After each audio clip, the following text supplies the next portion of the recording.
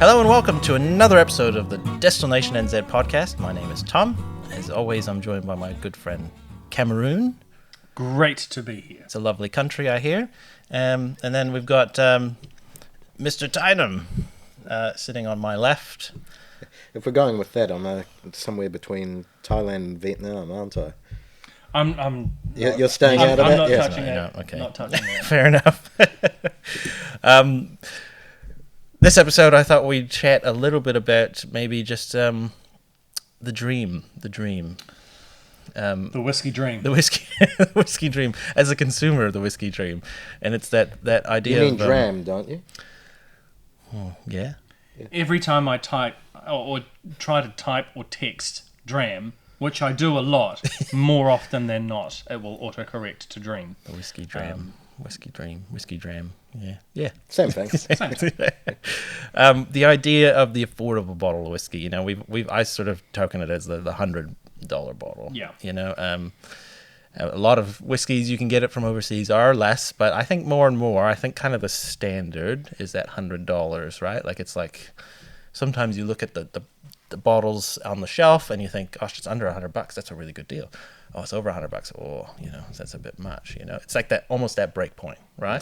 That window between, I would say, 80 to maybe 110, 115. Yeah. That window, because if you're looking at your standard 700ml bottle of whiskey and it's $50, $60, at that point, it's like that bottle of wine where there's a price point at which you think that is expensive enough, it's got to be good, but not so expensive that you're thinking, oh, I'm not sure I can justify that. But when you're looking at that $7 bottle of wine on the shelf, you think, how good's that really got to be? That's a risotto wine. It's a... and yeah, where does it still exist? Yeah. I feel it's more for there's different levels. So for the general consumer, you just want something to quaff. That $100 mark is way in the distance. You don't want to go anywhere near that. Or someone educated who on, say, whiskey in this instance, you are looking at a really niche one-off bottle of cask strength. I reckon it'd be a lot more, but as we discussed in the last podcast, the economy. Yeah, 100%. I think, another classic example was some friends texted me. They said, we want to buy a bottle of whiskey for a friend for Christmas, but we don't know where to start. Can you help? And I said, of course I can help. Happy, I know the person that they were buying for, know what they like. I can absolutely make some recommendations. First question, how much do you want to spend? And they said, ideally around or under that $100 price mark. Which, again, if you're gifting for somebody and you want to say, I care about you, I'm getting you a nice bottle, but I'm not walking in there with a blank checkbook. I'm not going in there with an unlimited budget. And yes, I think if we're to address the elephant in the room, if you were to walk into Whiskey Galore, there will be plenty of great Scotch whiskies that are in a lovely bottle. Maybe no age statement, but could very well be around that 10-year-old mark, and you're picking up a beautiful single malt for on or under $100. There's plenty that you can go in there and get. When it comes to the local market, what is there? It's tough, under 100. It's a couple, I guess, but it's tough for sure. Like New Zealand Whiskey Collection, but we're talking 500ml bottles. 500ml bottles, yep. I have been hovering around that mark with mine, but again, 500ml bottles. Thompson sometimes some of their stock is, some of their regular ones, like the rye and barley, is it? Yeah. That sometimes maybe under 100 if you're looking. Entry level Divergence, their Pinot Noir aged barrel. That's right. That one is around the 95 to 100 mark, depending on. Yeah. Equally, and I'm not sure, because like everywhere, prices have been creeping up, but it used to be that Pocono Origin was Right on around that or 100. around Yeah. that $100 mark. Yeah. But it's certainly, it is possible. Will it hold there? Everything's going up, inflation's going up, all of the economy. Oh god, we don't want to become an economic podcast. But yes, it's. But I mean, on that too, like if we just mention the economy for a second, I keep getting notifications on my phone. Google seems to know exactly what I'm into, and it's like, oh, American bourbon distillery closes down production, for first time in 50 years or something, and it's Jim Beam, I think it was, closing down one of their smaller distillery sites for production anyway. They've got more than one, so it's fine for them. But like they're just saying, it's a mothballing. Yeah, exactly, yeah. And then I've seen a couple other smaller craft distilleries in the States also just saying, no, we're done. Glenglasser in Scotland. Yeah, that's yeah. another fairly major, Yeah. and that has been mothballed for the immediate future. Yeah, yeah. Same brewing industry, wine industry. Yeah. All over the world they're ripping out vines now, Which is just interesting because we've seen this before. The 1980s hit, right? Remember? And this happened before, and the distilleries all did the same thing. They cut production hugely, and what happened exactly? It's going to happen again, right? Like they cut production, the stock sits there in the barrel, it gets older, eventually, and the prices will come down on that stuff eventually. But then it'll spike back up when there's nothing, and suddenly people are going to have money again. They're going to want the stock again. They're not going to have the stock. The prices are going to shoot up, and then the cycle goes over and over. We know this happens. It's a 20-year sort of cycle, right? And I was going somewhere with that for sure, but that's all right. I was actually going to mention what I've seen a little bit of like some major brands doing is bringing, they've got their core ranges, right? Like I'm going to bring up Lafroig for a second because I was in the bottle shop the other day and I always like to look at what Lafroig's available. Quarter cask is my go-to for them. I love it. But it's been creeping up in prices for the past like 5 years. Every time I go to buy it, it started at like 80 and now it's at like 120, and it's like, I can't, do I really need that quarter cask anymore? But the other day they had a new release of Lafroig and it's called their Oak series or something like that, and it's a new sort of entry level Lafroig, which I think was what they used to have another one. They've got too many releases sometimes, but it was like $70, and I was like, oh man, that's tempting, eh? Like it's still Lafroig, new entry level price. They say it's an entry level whiskey. I'm gonna try it. So I bought a bottle, and I gotta say it was great. It was really good, and I didn't think to myself, gosh, I should have got the quarter cask, for that more money. And I think that's interesting that the existing lineups creeping up, but then some of the brands are bringing in like a lower price point one. I did see it with like, I'm trying to remember the other one too, but I have seen it a couple times where that's happening. They have the existing name, that brand has increased in value for them, but they say like, oh, we're getting priced out of the market. So here's something entry level that we can bring in new, that we can have at a lower price, which is a neat idea. Is that feasible? Is that what we should be doing? Is that the right way? I think that's okay. We need to step back for some context here. Why are New Zealand whiskies that much more expensive? I think one, if we're to use that Lafroig example, how many millions of litres of spirit is Lafroig producing each year? Yeah. So they are working to an economy of scale that no other distillery in New Zealand is remotely even close to. Mm-hmm.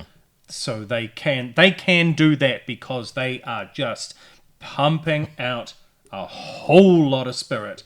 So they've got the economy of scale.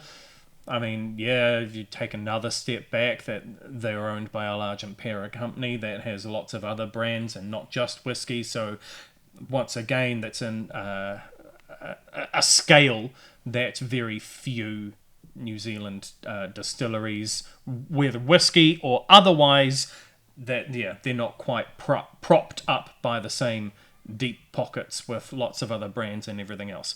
So those are a couple of factors working against us. But the second also is taxed. What are we? The second most taxed alcohol in the world. Yep. Excise is very high, only next to Australia, I think. Yep. And so that's another reason that I am confident that if we were to be talking to some local producers on here, would they like to price their spirit cheaper to get it in front of more consumers? I'm sure many would like to do that. Can they afford to because whether it is customs and excise or whether it's the IRD, the government has got its hand out and they get paid regardless. They will come for you either way. So it's simply not an option for them to be pricing any cheaper as much as they might like to. Yeah, and on that note, one thing I always said with Herrick Creek and our whiskey was that, we didn't have much in the early days. I remember, our first releases were like 30 or 40 bottles. I always wanted to bring that price down, eventually. And once we finally did, like in the past 2 years, I did bring it down, which was nice. But I've, for my scale, I've got too much whiskey at this point now, so that's sort of where I hit that scale. I thought, okay, I'll bring the price down finally, which has been nice to be able to say I've done, but I don't think anybody on an actual commercial scale probably can actually do that until they hit like a big Lefroy kind of level, This kind of brings up another point of the bottle size again. We've talked about these before, and it's, some people love 500ml bottles. I'm one of them, or even a 250ml bottle. Is that what people want to see now? Is if, like, for example, if you take that Pocono port cask you had in there, how much was that? Do you remember? Not off the top of my head, but given that it's one part of their single barrel range, it's definitely over $100. Oh, definitely, yeah. Yeah. But if you could have had a 500ml bottle, a little bit cheaper. That's it. Do we reframe what does that $100 bottle look like? Yeah. Because prices can come down if you're buying in a smaller quantity. bottle. Yeah. Not only that, you said about 250ml bottles. Yeah. If you don't have your friendly neighbourhood cam discovering drams, you could go into your bottle shop and see a range of 250ml bottles and go, oh, I've never tried that. I'd like to. This bottle shop doesn't have a sample of it. I can afford that much more than a 750ml bottle. And that's it, because if you want to go try things, which a lot of us whiskey people want to go just try lots of them. Sometimes like a 30 or 50 mil is just not enough, like I don't want to try it one time and be done with it. I might want to try it a few times, so like a 250 ml bottle, that sort of hits the mark of like, okay, I can try this a few times at least, but it's still not like a statement, it's a small bottle, and sometimes we like to have a display case or whatever. I know you've got a beautiful cupboard in your room that you make videos in front of. Yes, well, try to. But it doesn't look as nice suddenly when it's a bunch of little bottles, does it? Whereas 500ml, it's still almost, this is 750ml right next to it, different shapes and stuff, but if you take that off the table, it doesn't look that weird, That's still enough that if I get something that I can bring it to you guys and we can have a couple each to actually decide whether or not I like it, will I buy it again? Exactly. And I've always been an advocate. If I see a 500ml bottle of something I want to try, I'm like, I'm getting that one, I like the idea of try before you really invest in it, because eventually, if you really like that brand and that whiskey, I'll come back, and I think for whiskey brands as well, keeping it larger but not 700 and not going too small, like I think 500 is a nice middle point where you're still making money off of it. It's not just a marketing ploy with the 30 or 50 mils. You're still making some money. You're selling more product. People get to try it. I don't know. I think it's a good middle ground. I think there would be a barrier for someone like Pōkeno, who, as we have said, are flying the New Zealand flag strongly overseas, it might not be an option for them because you have to invest in bottles, you have to invest in labels, you've got to invest in marketing, you've got to do all of those things. Is a 500ml bottle something that is going to work on a production of scale if they are also trying to push into other markets? I'm not 100% sure. What costs then are involved if they are trying to launch onto shelves, get their product on shelves, and then saying, we've got a 700ml option and a 500ml option, and these are variations.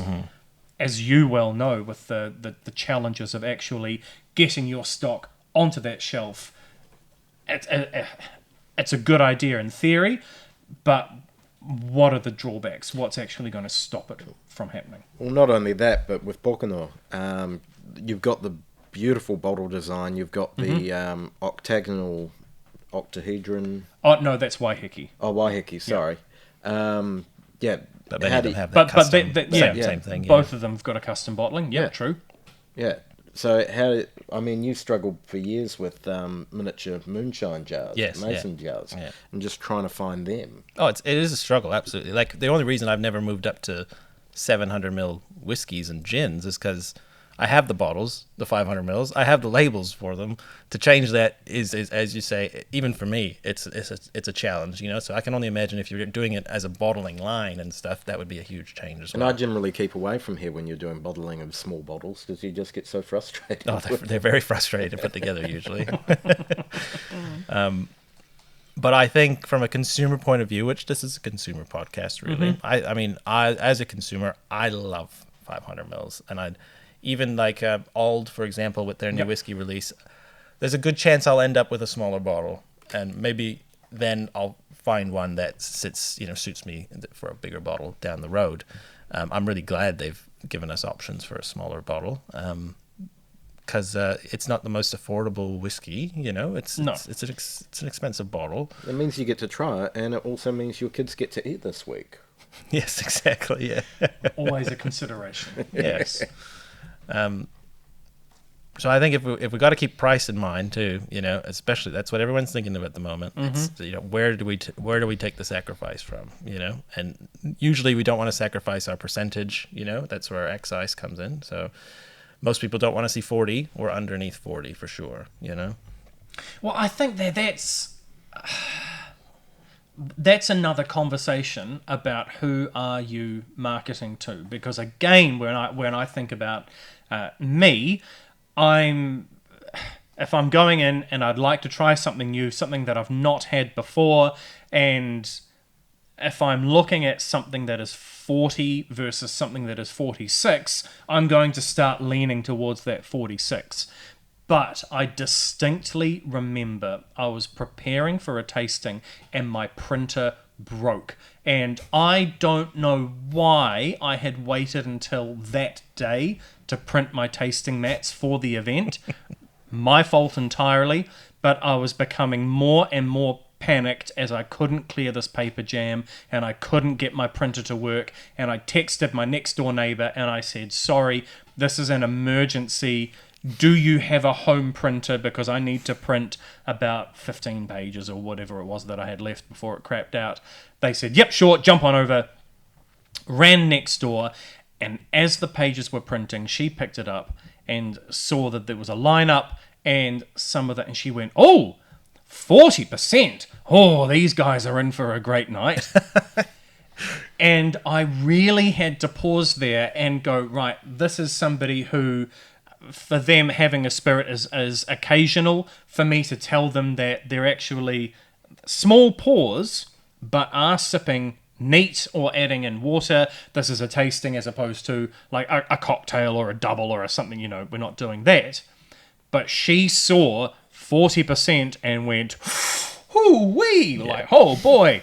So, yeah, again, that's another conversation of, yes, if you want a higher ABV, more alcohol in that bottle, you will pay more for that. but are you trying to get somebody, are you marketing your whiskey towards somebody who doesn't really know what whiskey is all about, wants to maybe look cool having a bottle of whiskey on their shelf? Are you trying to reach them, in which case 40 to 43 is going to do that job? Or are you trying to get somebody that's already got a few whiskey bottles on their shelf, knows a little bit about how it's made, where it comes from, is really looking for their nice next complex kind of sipper, in which case, yeah, maybe they are 43, 46 is their starting point. I see where you're getting at for sure.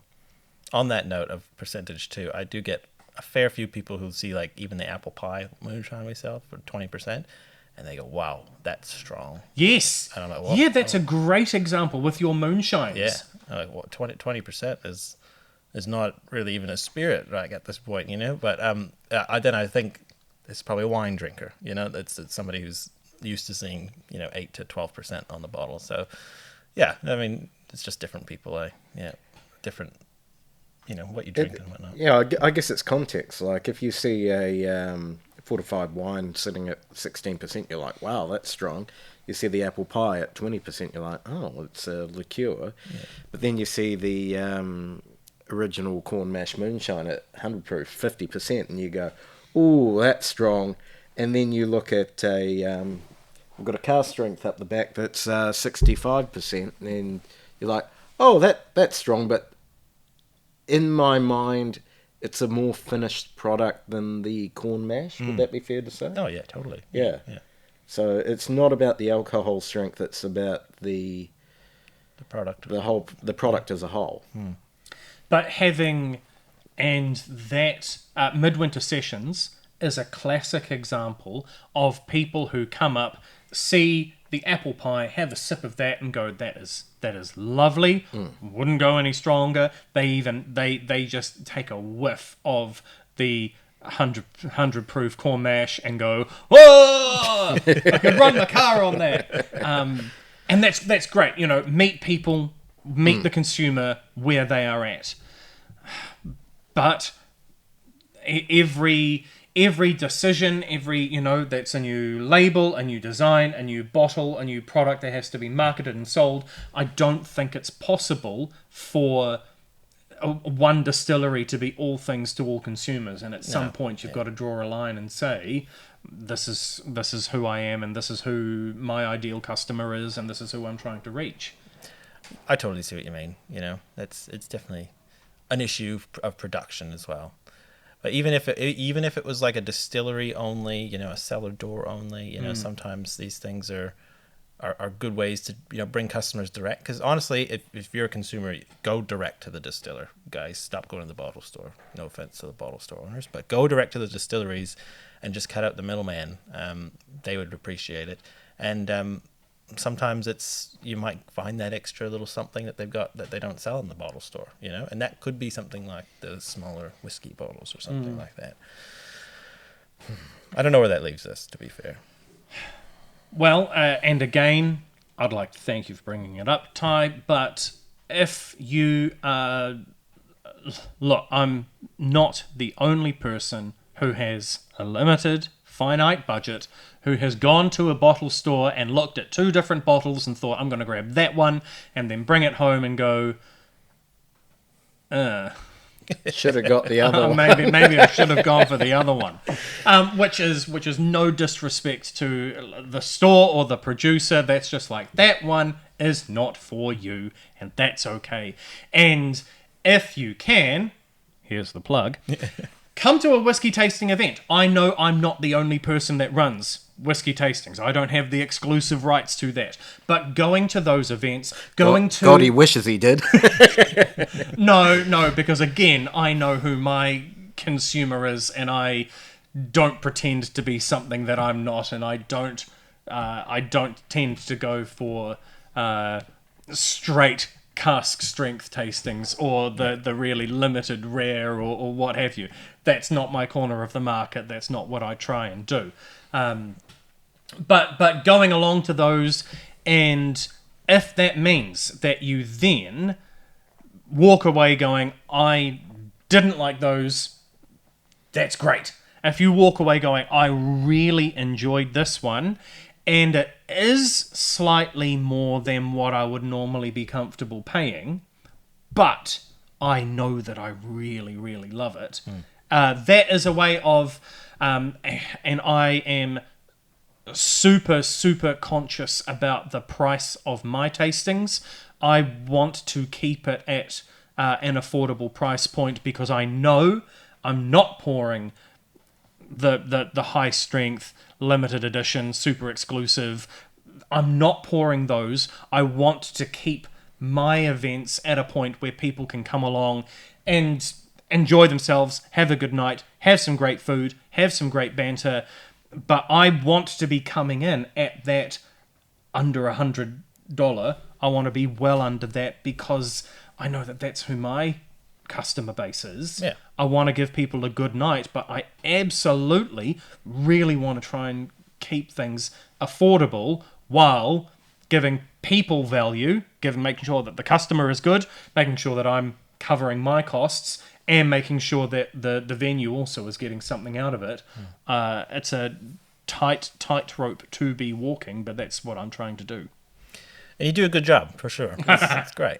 I wasn't angling for compliments, but I'll take it all the same. And that's where, having a good whiskey bar or a good whiskey shop around, they come in very handy, because some of them will have samples. Some of them, will do that sort of thing, or a small pour and stuff like that. Like when we go to the Last Word, that's always a treat, like, yes, it's a bit more expensive, but like it's cheaper than buying a bottle for sure. Yep. And you get to have a lovely experience at the same time, Ask for Charles. Charles is fantastic, yeah. Whiskey Galore as well. Like sometimes they have bottles open, which is fantastic. And then, but there's some up in the North Island, as I know of for sure. Like Whitford Merchants is a really good place to go. The Merchant of Taupo, they're exciting. There's places around. I can't remember them all off the top of my head. It's like going into Whiskey Galore for a present for my dad. I never would have thought about picking up the Dingle. Right. That Irish one. Yeah, I'm going to absolutely butcher the Gaelic pronunciation, but the Armgreenstad. Yep. Which was a port cast finished cast strength one. I never would have spent that much money had I not tried that at one of your tastings. So that's it, eh? Yeah, that certainly the money doesn't become such a thing, such a barrier once you've tried it and you like it, And also, if you just want to try it, just go to the local market. If you see your distillers there or your winery or whatever, that's what I do. I like to go to the markets and where people can try it. And the AMP shows. Those things are fun, and it's fun when people can come up and try. They say, I like whiskey, and I ask, what do you like? Just Scotch or bourbon? When, they could tell me, and we'll try something. You didn't like that one? That's fine. Try this one. Oh, and then they like this one. So it's fun for us to also play with those for you because we know the flavor profiles. And we can help with that sort of stuff. It's not like we're there to judge you for not liking one or not knowing what the tasting note is. Like, I half the time don't know what the tasting note is. I usually defer to you on that stuff, to be honest. Like, is it good? Yes. Okay, I'm happy with that. Great. That's mine. Do I like it? No, I don't like that one. Why? I don't know. I don't like it. Well, it's like your tasting notes with the Laughing Owl today, where you were like, honey on well-cooked, Manuka honey on well-cooked toast with butter. Yeah. And Tom and I are like, oh, yeah. Whether that's just, Sometimes it paints a picture. Yeah, it's great. That's what you're really good at, but not everyone's really good at that, and you don't care. Just come and enjoy it. This is a bit off topic now, isn't it? But it's not really. Like, go try the stuff first. That's what we're saying. Yeah. Get out there and talk to the people, the producers. You can go try it. Cellar doors are a big thing. Like, a lot of producers will have a cellar door. You can go and try their stuff. So maybe we don't need it if we have events like that. Maybe we don't need that middle-sized bottle in that scenario, Or whiskey tastings, for example. Well, I mean, I don't think we should be discounting. I know we don't always see eye to eye on everything, but this is actually one where, if it brought the cost down, because I'm getting less, I'm not fundamentally opposed to 500ml bottles if it means that I can be more confident in buying one, whether or not I've already tried it and I loved it, But if it was a case of I really want to support, and there are quite a few areas where I would love to be supporting more New Zealand distilleries, but my budget doesn't Priced quite. out. Yeah, Yeah. that price point hits, and even though, I mean, hey, if you are spending your money and you are getting a tasting pack, that's another great way of supporting local while still trying a whole bunch of different things, and you're getting a range of different bottles, and so you're still getting to try a lot. But these ones are 50 ml. Yeah, 50 mil. That's certainly one way of doing it, but I know that there are quite a few in there that it doesn't matter. It doesn't matter how many samples of Bog Monster I try and how much I love it.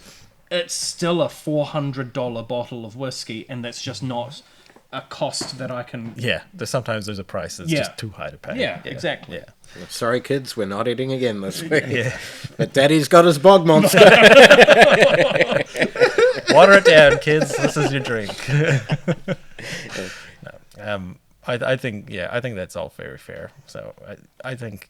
Are there any other solutions that we can offer to and maybe we're not offering solutions to the producers. Maybe if, customs, excise, and the government is listening, is there any solutions that we can offer to help to bring down that cost so that there can be more and that dram $100 a bottle price bracket? It sucks because we're hit on all sides with licenses and excise, and we'd tax. love to know where the money actually goes. Like if it went to healthcare, we wouldn't have a problem with that. If it went to anything alcohol related, to alcohol harm, prevention, for sure, that would be into that too. But only like 1% does, or something like that, and that's not even probably accurate. It's probably less than that. So. Yeah, and I saw a video the other day, and it was an American that has moved here, and I think he tried to. He was either complaining that the bottle store was closed from 9 p.m.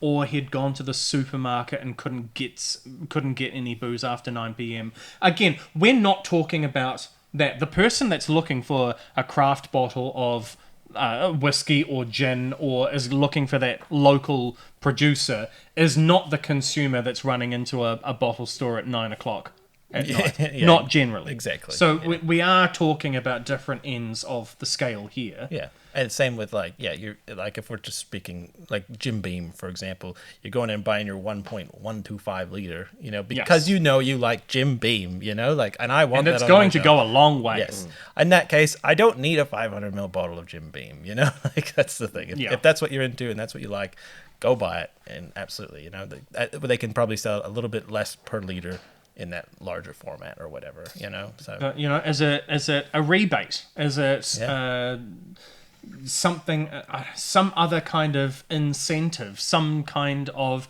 promotion that maybe the wine industry is getting, but the spirits industry isn't? We don't get much as New Zealand businesses in general for wanting to make it here. What's the point in making it here? We don't get really any incentives, to be fair.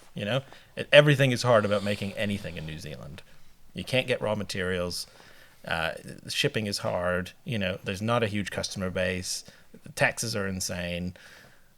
Why is anybody making anything in New Zealand, really, other than just the dream, So ship it all overseas, everyone. No, I'm just joking. But, that's the thing. There's not any incentive currently, and businesses get hit the hardest. And I think maybe the problem is sometimes when the government looks at these things, they just look at them as the big producers. They don't always think about the little guys. And then when they're thinking of solutions, it's a blanket solution, and they don't really want to lose the money from the big guys, so they can't give it to the little guys or something. And it's hard to differentiate sometimes. How do you there's time and money into differentiating the size of a business, for tax purposes and all this. So it's all tough, but yeah. Well, on that note, we should wrap it up. Oh, on that bright and sunny note. Go to your local markets, try it out, and go to the cellar doors. That's always a good solution. We would love to see some nicely priced bottles, of course. That's always the dream. And what do you guys think, really? What's the feedback that you guys are seeing around the country? Is it that you don't have access to those whiskey bars? You don't have access to the tasting stock? You don't have access to the cellar doors? What is it? What? We will send you Cameron. Yeah. You got to pay for them, but yeah, we will pack them in a box right now. But it might be. I'd love to continue this conversation and maybe bring somebody else in to talk about pricing of their product, why they are making the decisions that they are making, what they would love to be able to do in a perfect world, in a perfect situation. I think this is it's an ongoing conversation. Sure. Because it's easy for people to look at a New Zealand whiskey and say, oh gosh, that's expensive, but not totally understand the decisions that have been made, the process of how you have gone to actually getting that liquid into that bottle, why, it's not just, I'm going to pick a ludicrous number out of the air. Yeah. It's, there's a lot that has gone into it. And I think, yes, we need to keep having this conversation. And if possible, there